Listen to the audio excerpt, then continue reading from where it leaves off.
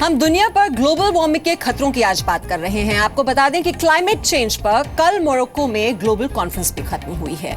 वहां 2 हफ्तों की बातचीत के बाद यह ऐलान हुआ कि 2018 तक पेरिस समझौते के नियम बना लिए जाएंगे और रोड मैप तय कर लिया जाएगा। इसमें विकसित देशों से उत्सर्जन कम करने की तुरंत जरूरत पर भी जोर दिया गया। लेकिन मोरक्को कॉन्फ्रेंस में अमेरिका के अगले राष्ट्रपति डोनाल्ड ट्रंप के इरादों को लेकर चर्चा सबसे ज्यादा हुई।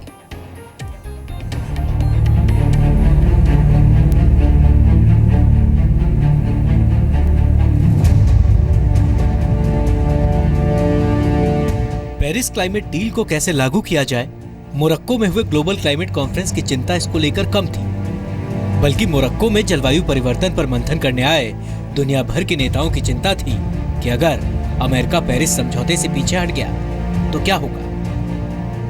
दरअसल अमेरिका के अगले राष्ट्रपति डोनाल्ड ट्रंप ने अपनी चुनावी रैलियों में कहा था कि जलवायु परिवर्तन की बात सिर्फ एक अफवाह है जिसे चीन ने फैलाया है और दुनिया के तापमान घटाने के ऐतिहासिक पेरिस समझौते को उनके नेतृत्व वाला अमेरिका रद्द कर देगा। अब अमेरिका के अगले राष्ट्रपति ने ऐसी चेतावनी दे रखी हो तो दुनिया डरेगी ही।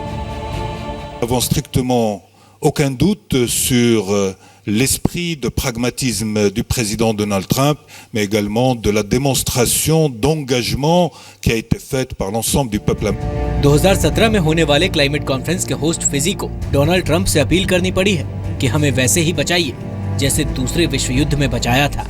तो ट्रंप के रुख के मद्देनजर भारत की ओर से पर्यावरण मंत्री अनिल माधव दवे ने कहा है कि हमें कुछ महीनों का इंतजार करना चाहिए। लेकिन सवाल यही है कि क्यों दुनिया ग्लोबल वार्मिंग के मुद्दे पर अमेरिका जैसे बड़े देशों की इस बात के लिए मोहताज है कि वो अपने वादे को ही निभा ले। बात सिर्फ डोनाल्ड ट्रंप के बयान भर की नहीं है।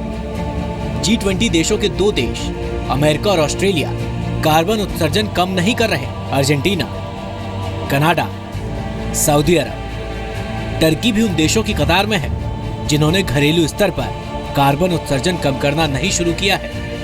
क्यों आखिर ऊर्जा खपत के तरीकों में बदलाव को लेकर दुनिया में क्रांति नहीं हो रही? सभी देशों को, चाहे वो डेवलपिंग कंट्रीज हो चाहे डेवलप कंट्रीज हो, क्योंकि एनवायरमेंटल इश्यूज का कोई बाउंड्रीज नहीं होता, एक दूसरे पे इम्पैक्ट डालता है। उनको एक साथ जिम्मेदारी लेनी चाहिए, विशेषकर जो डेवलप्ड कंट्रीज हैं जिन्होंने इस तरीके का इम्बैलेंस्ड क्रिएट किया है, उनको ज़्यादा जिम्मेदारी लेनी चाहिए और जो डेवलपिंग कंट्रीज हैं उनके साथ कोऑपरेट करना चाहिए। ग्लोबल वार्मिंग पर भारत जैसा साफ नजरिया दुनिया का क्यों ना हो।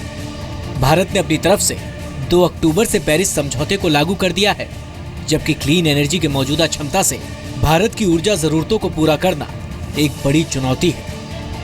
हमारी ऊर्जा नीति क्या है और हम किस तरीके की ऊर्जा के निर्माण के लिए हम जोर दे रहे हैं। इसमें 2-3 जो महत्वपूर्ण टेक्निक हैं जिसमें भारत निर्भर रहा है और बाकी जो डेवलपिंग कंट्रीज वो निर्भर रहे हैं। उसमें थर्मल पावर प्रोजेक्ट्स की बात है और उसमें विशेषकर जो दक्षिणी एशिया के कंट्रीज हैं, चाहे वो भारत हो चाहे बांग्लादेश हो, हमारा ज़्यादा से ज़्यादा जो डिपेंडेंसी कोल एनर्जी और थर्मल एनर्जी पर रहा है। मुझे लग रहा है कि इस पे हमको इस नीति में परिवर्तन करना पड़ेगा। हमको रिन्यूएबल एनर्जी रिसोर्सेज को एक्टिवेट करना पड़ेगा। मोरक्को में करीब 200 देशों ने क्लाइमेट चेंज की चुनौती से लड़ने के लिए राजनीतिक वचनबद्धता निभाने की बात की है। लेकिन सवाल यही है कि क्या इस वादे पर दुनिया खरी उतर सकेगी? राजू राज, जी मीडिया, दिल्ली।